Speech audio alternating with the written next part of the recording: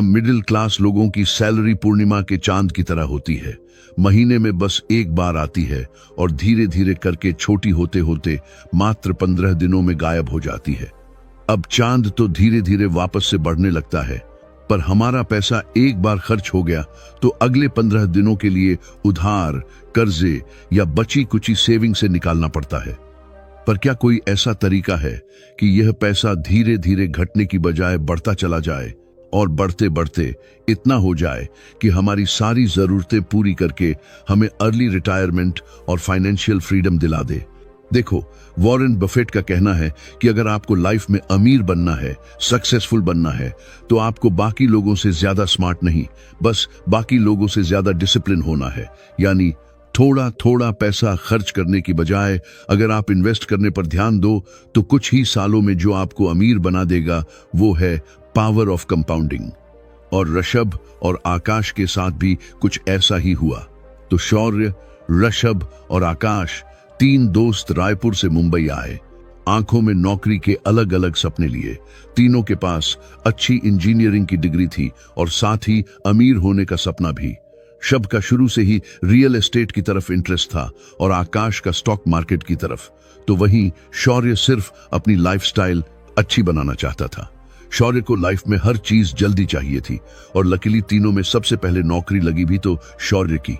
महीने की 30,000 तनख्वाह पर मुंबई में शौर्य ने सारे सपने पूरे करने का डिसीजन बना लिया। मुंबई का पार्टी कल्चर, लिविंग एक्सपेंसेस, खाना पीना और अलग अलग डेस्टिनेशन शौर्य को भी भा गए और वह हर महीने ये सारी चीजें जरूर एक्सप्लोर करता। 23 साल का शौर्य अब ज्यादा समझदार और इंडिपेंडेंट हो चुका था। उसे फैमिली तो चलानी नहीं थी, बस अपना करियर बनाना था। इसलिए उसने ऋषभ और आकाश से अलग रहने का डिसीजन लिया, जहां उसके बाकी ऑफिस कलीग्स भी रहते थे। आए तो तीनों साथ थे, पर शौर्य अब अपने ऑफिस के पास वाली सोसाइटी में एक अपार्टमेंट में रहने लग गया था, जहां का रेंट था 10,000 से 12,000 और यह जगह उसके ऑफिस से नजदीक भी थी। वहीं आकाश और ऋषभ ओल्ड पनवेल में रहते थे, जहां रेंट और प्रॉपर्टीज काफी सस्ती थी और अपॉर्चुनिटीज ज्यादा। अब शब को शुरू से रियल एस्टेट में इंटरेस्ट था और जब वो पनवेल शिफ्ट हुआ तो शुरू के 3-4 महीने तक उसके पास नौकरी नहीं थी। वो अपने पिताजी से पैसे मंगवाकर अपना खर्चा चलाता। अब ऋषभ सिर्फ नौकरी नहीं ढूंढ रहा था, वह पनवेल और नवी मुंबई में रियल एस्टेट प्रॉपर्टी पर स्टडी कर रहा था। 2009 में 23 साल का ऋषभ 10 की चाय और वड़ा पाव पर गुजारा करके इतनी इंफॉर्मेशन हासिल कर चुका था कि बस उसे एक बड़ी न्यूज और एक बड़े अमाउंट की जरूरत थी। ऋषभ को पता चला कि नवी मुंबई अगले 10-15 सालों में खूब डेवलप पता चला होने वाली है। यहाँ मेट्रो आने वाली है और यह ओल्ड पनवेल भी नवी मुंबई के डेवलपिंग हिस्सों में आने वाला है। तो ऋषभ ने रियल एस्टेट कंपनी में नौकरी पकड़ी, जहां उसकी तनख्वाह बहुत कम थी, मात्र 15,000। कंस्ट्रक्शन शुरू होने वाला था और वहां लैंड अलॉट हो रहे थे। ऋषभ ने अपने पापा को फोन करके 1 लाख इस प्रॉपर्टी में इन्वेस्ट करने के लिए कहा और यह वादा किया कि 10 साल के अंदर यहां डेवलपमेंट होने वाला है और हम ऐसी 3-4 प्रॉपर्टी खरीदकर पूरी तरह से फाइनेंशियली फ्री हो जाएंगे। अब एक इंडियन फादर कहां मानने वाले थे, पर किसी तरह ऋषभ ने उन्हें मनवा लिया। साल 2011 में वो प्रॉपर्टी बनकर तैयार हो गई। उसके साथ ही वहां शॉपिंग कॉम्प्लेक्स और स्कूल बने। ऋषभ ने वो प्रॉपर्टी रेंट पर डाली और 2% का रेंटल यील्ड निकाला। अब ऋषभ की प्रॉपर्टी का दाम बढ़ते जा रहा था और शुरुआती 5 सालों में उसकी प्रॉपर्टी ने रंग दिखाना शुरू कर दिया।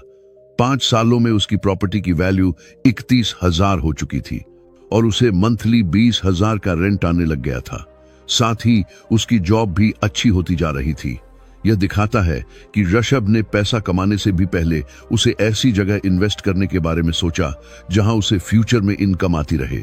वहीं दूसरी तरफ शौर्य 2011 में 25 साल का हो चुका था और अब उसकी लाइफ पूरी तरीके से चेंज हो चुकी थी। उसे मुंबई की फ्लैशी कल्चर की आदत लग चुकी थी और अब वो लाइफ के बड़े बड़े परचेज बिना कुछ सोचे समझे करने लग गया था। 50,000 सैलरी होने के बाद और 3 साल नौकरी करने के बाद शौर्य हर वो काम करने लग गया था जो उसके कलीग किया करते थे।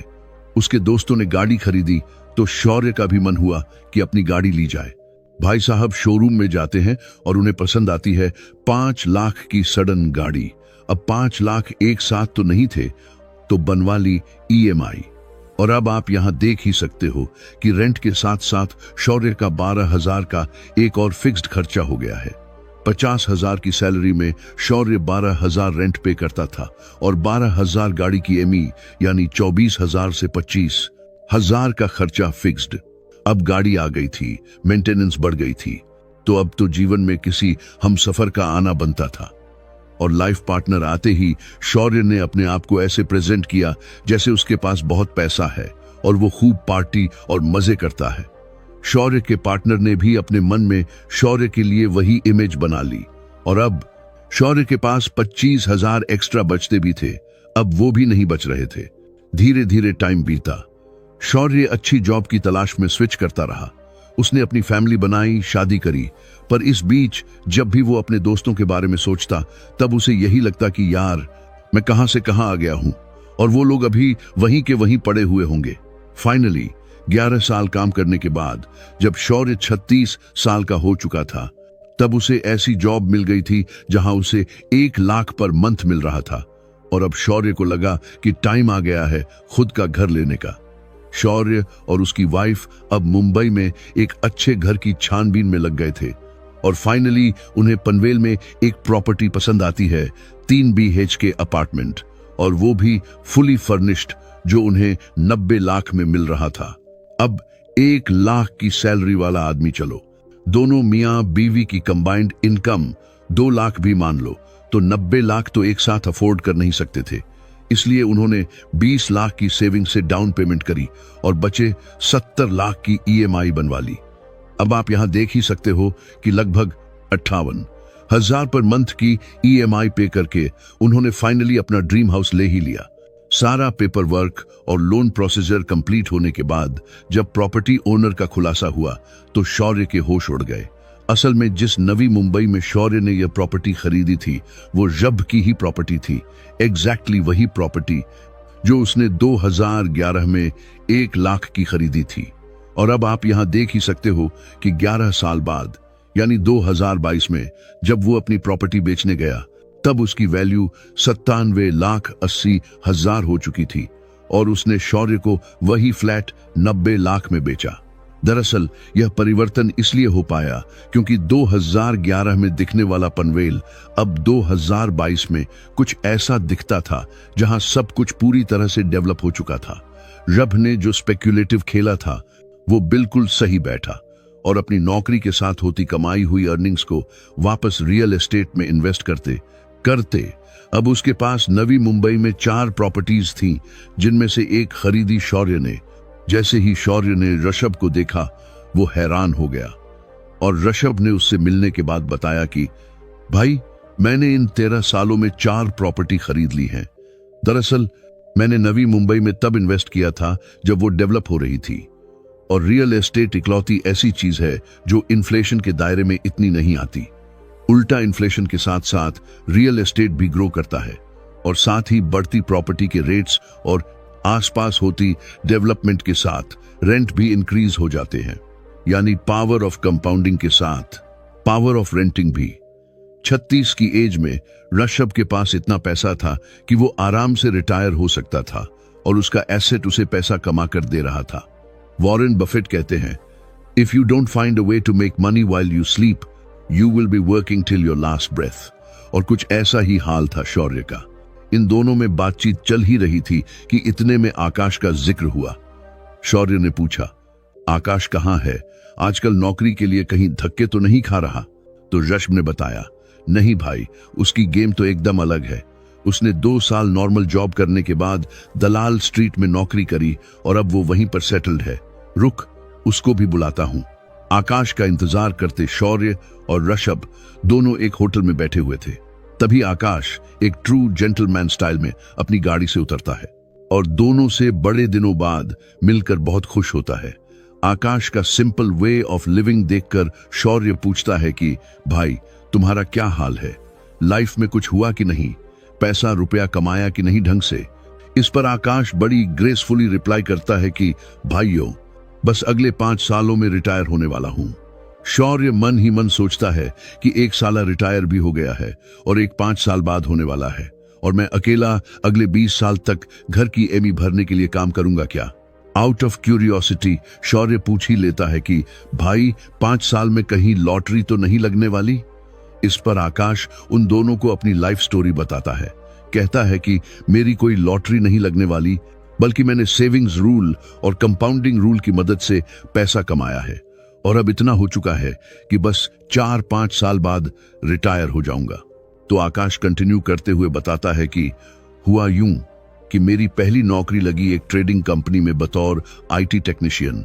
वहां मेरा काम तो अलग था, पर मैंने स्टॉक मार्केट के कुछ दान पेच सीखे और अपनी 25,000 की सैलरी में से कुछ पोर्शन सेव करके इन्वेस्ट करता रहा। इन्वेस्ट करने के लिए मैंने जिस सेविंग मेथड का यूज किया था वो था 50-30-20 रूल। मैंने 25,000 की सैलरी में से 50% हिस्सा अपनी नीड्स के लिए रखा, 30% वॉन्ट्स और एंटरटेनमेंट सोर्सेस के लिए, और बाकी बचा 20% यानी 5,000 इंडेक्स फंड में सिप करने का फैसला लिया। इंडिया में निफ्टी 50 इंडेक्स फंड सालाना 10 से 12% का रिटर्न देता है, और स्टॉक्स इस बीच कैसे परफॉर्म करते हैं आकाश ने अच्छे से सीख लिया था। 5 साल इन्वेस्ट करने और स्टॉक मार्केट के बारे में सीखने के बाद आकाश को समझ आ चुका था कि अब अगर पैसा कमाना है और अर्ली रिटायरमेंट चाहिए तो अपना बिजनेस बिल्ड करने के साथ साथ इन्वेस्टिंग शुरू करनी होगी। आकाश अब अपनी जॉब के साथ साथ फ्रीलांस फाइनेंशियल असिस्टेंट का काम भी करने लगा। 28 की उम्र में जहां लोगों को समझ नहीं आता कि यूपीएससी की पढ़ाई करें या नौकरी करें, वहीं आकाश 3 काम करके पैसा कमा रहा था, और महीने का 1 से 1.0 होता है पावर ऑफ लोन और एमी, जो उन्हें एक दिन बर्बाद कर देता है। वहीं अमीर लोगों के पास होता है पावर ऑफ कंपाउंडिंग, जो उन्हें आबाद और फाइनेंशियली फ्री बना देता है। जय हिंद।